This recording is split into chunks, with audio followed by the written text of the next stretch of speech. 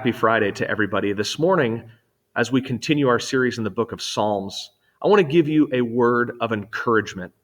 A word of encouragement about God and a word of encouragement about our relationship to God. I don't know where you are as you're watching this video today.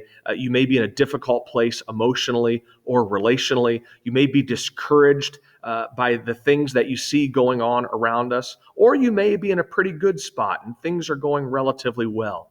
No matter what's going on in our lives, at all times, we need to hear the voice of God. And one of the best things we can hear is a description of the God we worship and a description of how God relates to us. It's something that we all need. It's something that can lift us up during the difficult times, and it's something that can place us even on a higher place during the good times. So let's dive into Psalm 36, verse 5. Your love, Lord, reaches to the heavens, your faithfulness to the skies. Your righteousness is like the highest mountains, your justice like the great deep. You, Lord, preserve both people and animals. How priceless is your unfailing love, O God. Here is a beautiful description of the God we worship, specifically a description of God's love and a description of God's righteousness and justice. And I want you to notice the language that the psalmist uses. The psalmist uses this beautiful creation language to describe the immensity of God's love, to describe the immensity of God's righteousness and justice. It's almost as if the psalmist is taking the biggest and the grandest things that our eyes have ever seen, that our minds could ever conceive of, and says, that's what God's love is like. Notice what it compares God's love to. Your love, Lord, it reaches to the heavens, your faithfulness to the skies. The words love and faithfulness are actually the same in the Hebrew here.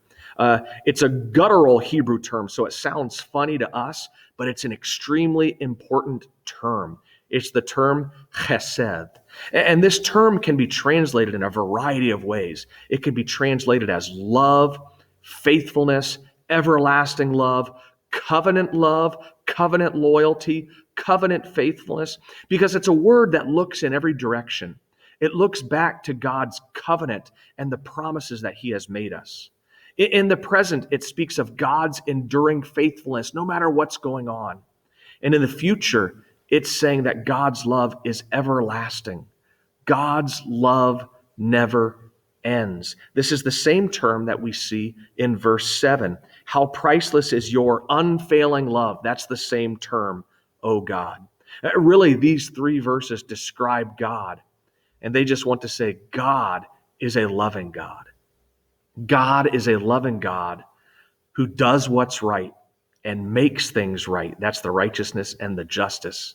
It's a beautiful picture of God, but it doesn't stop there. Notice the second part of verse 7. People take refuge in the shadow of your wings.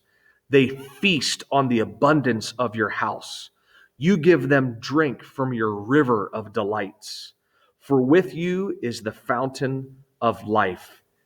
In your light, we see light. Again, the psalmist uses language that of wonderful things that we may be familiar with. Having abundance, drinking from a river of delights. What a wonderful phrase that is.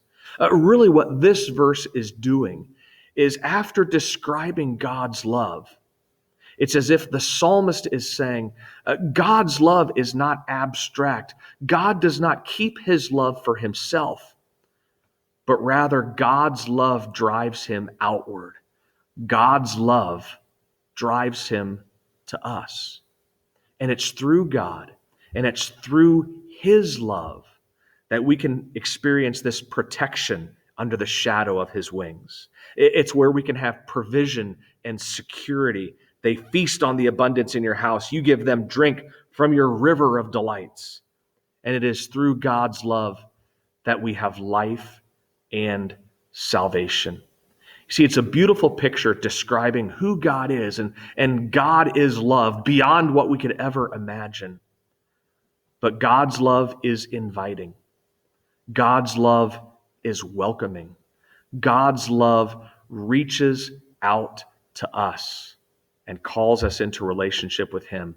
And of course, the greatest demonstration of God's love we see in the Bible is found in the sending of His Son, Jesus Christ.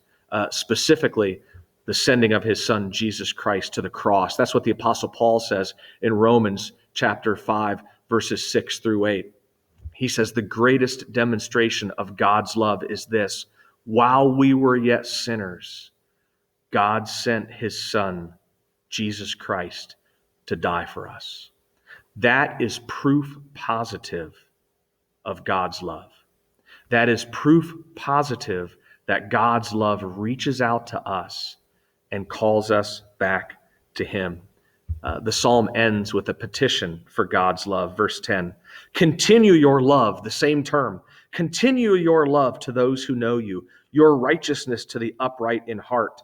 May the foot of the proud not come against me, nor the hand of the wicked drive me away. See how the evildoers lie fallen, thrown down, not able to rise. It's a petition that really looks back to the beginning of the psalm, because I started in verse 5, but the first 4 verses are actually a description of wickedness and sinful people.